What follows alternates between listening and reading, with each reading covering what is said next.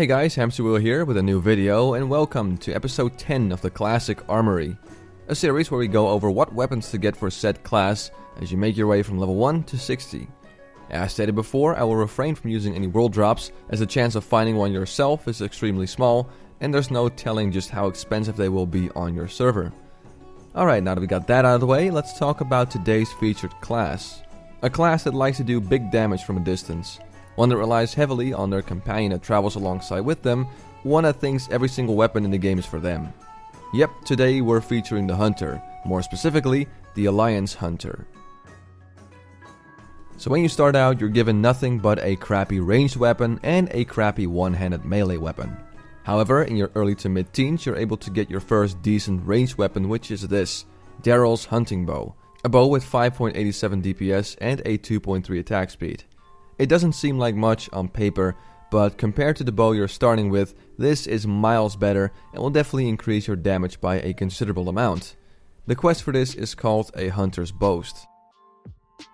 Then in your late teens you're able to get this, the Owl Sight Rifle, a gun with 7.88 DPS and a slower 2.6 attack speed. A nice little upgrade after you've gotten your first green weapon, and especially nice for dwarven hunters as they benefit more from using guns due to their increased gun skill ratio. The quest to get this gun is called The Sleeper Has Awakened. Then in your mid-20s you're high enough level to step into Black Fathom Deeps and try and get this, the Naga Heart Piercer. A bow with 10.56 DPS and a quick 1.8 attack speed. Now that 1.8 attack speed might not be ideal for hunters, but at such an early level it doesn't matter a whole lot, so it's still a decent bow to look out for. Like I said though, it is from a dungeon, so you're gonna have to be lucky with the rolls. After a couple more levels we arrive in the late 20s bracket where you can get this, the Lunarus Bow. A bow with 12.22 DPS and a 2.7 attack speed. A great bow for any hunter who's making their way from level 1 to 60, and the slow attack speed means you can dish out more damage with multi-shot and aimed shot. The quest to get this bow is called Answered Questions. Then in your early 30s we dive into a little known instance called No More Gun to try and get our hands on this, the Glass Shooter.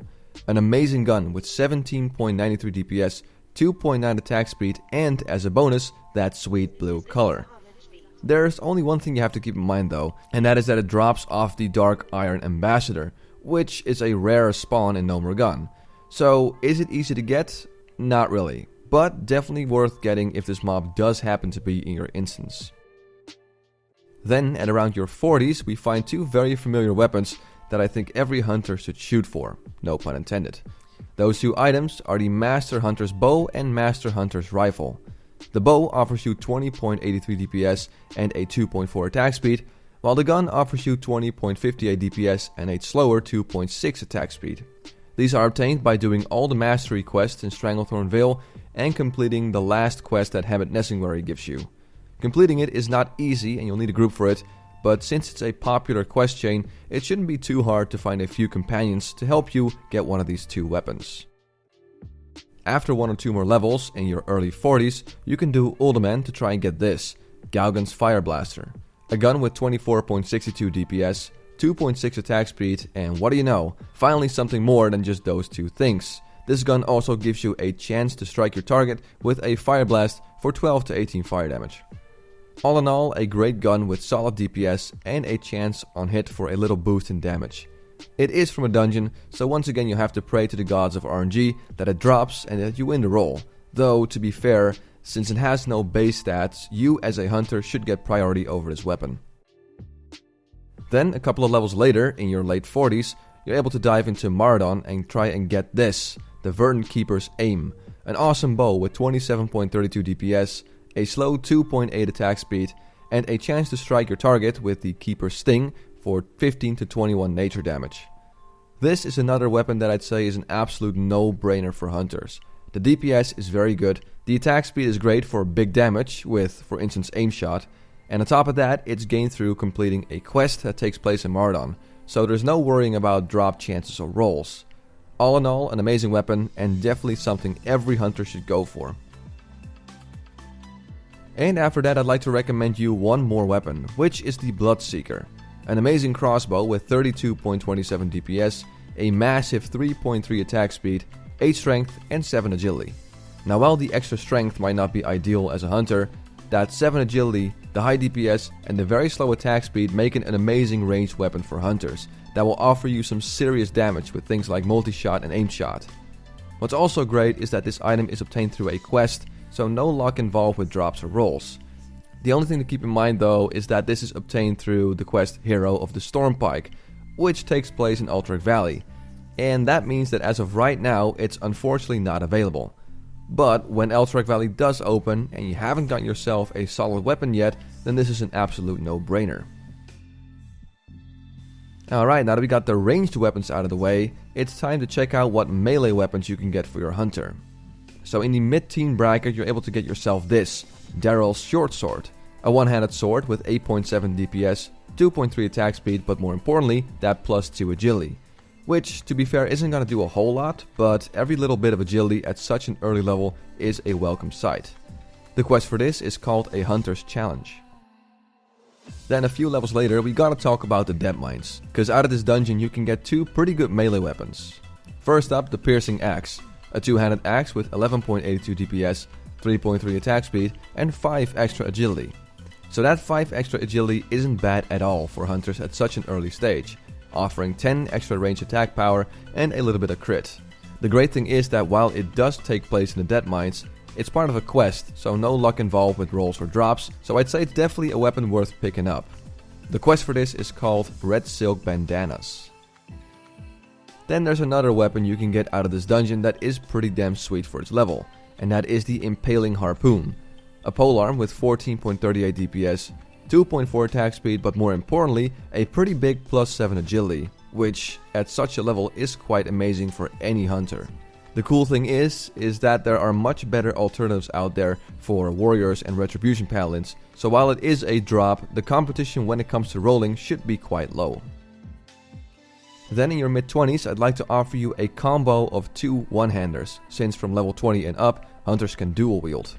And that combo is this, the Prison Shank combined with the Lucine Longsword.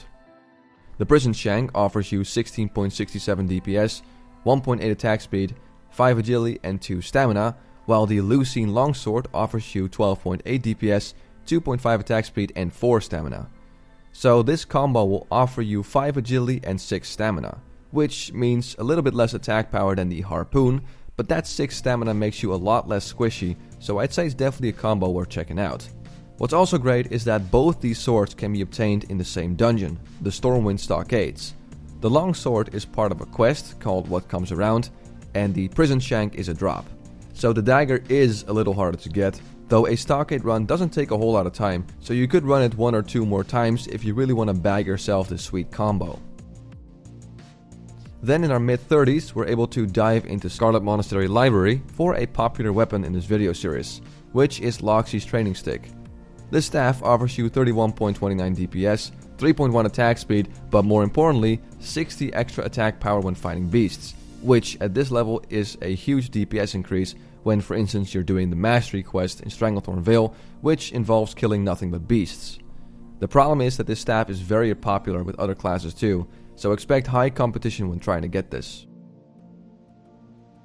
Then in your late 30s, I'll be offering you yet another combo, the Vanquisher Sword combined with the Sword of Serenity.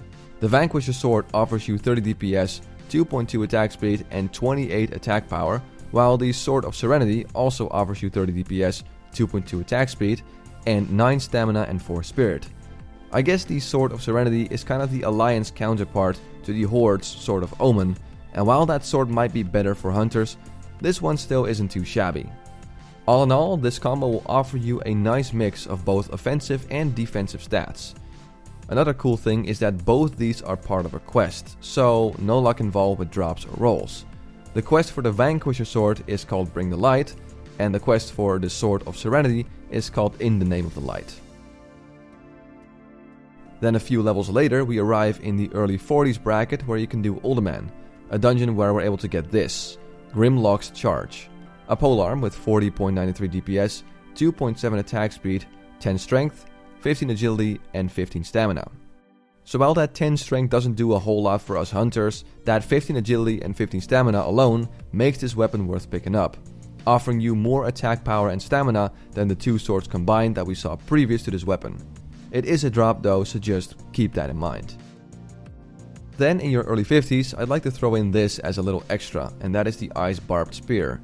A polearm with 53.89 DPS, 3.6 attack speed, 13 strength, 21 agility and 20 stamina. Now this is a reward from the same quest that gives you the Bloodseeker, so again it's part of Alterac Valley, which isn't out yet at the time I'm making this video. And while this might not be ideal for hunters, it is worth picking up if you already have a good ranged weapon, but are still lacking a decent weapon in the melee department, as this does offer you 21 agility and 20 stamina, translating to 42 ranged attack power and 200 extra health.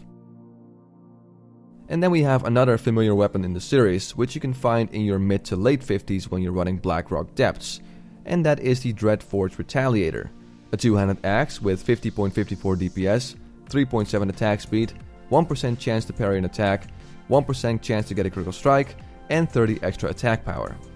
All in all, a great axe for your hunter, though keep in mind that warriors and retribution paladins probably have their eyes set on this axe as well. And last but not least, I'd like to throw in an extra weapon that can be very handy in certain situations, and that is the Beast Slayer, a two-handed axe with 42.58 DPS, 3.3 attack speed, and an extra 72 attack power when fighting beasts. So this is kind of a Loxy's training stick on steroids, offering you a lot of extra attack power when fighting beasts. So any situation where you have to farm or just kill a lot of beasts, this can actually benefit you a lot, so I'd say it's definitely worth picking up. The quest for this is called the Mighty Ucha. And there you go folks, a wide selection of both ranged and melee weapons for all you Alliance hunters to pick up. I hope I was able to help you guys out there with this video, and as always, I'd like to thank you for watching this video. I'm Hamsterwheel, and have a good one.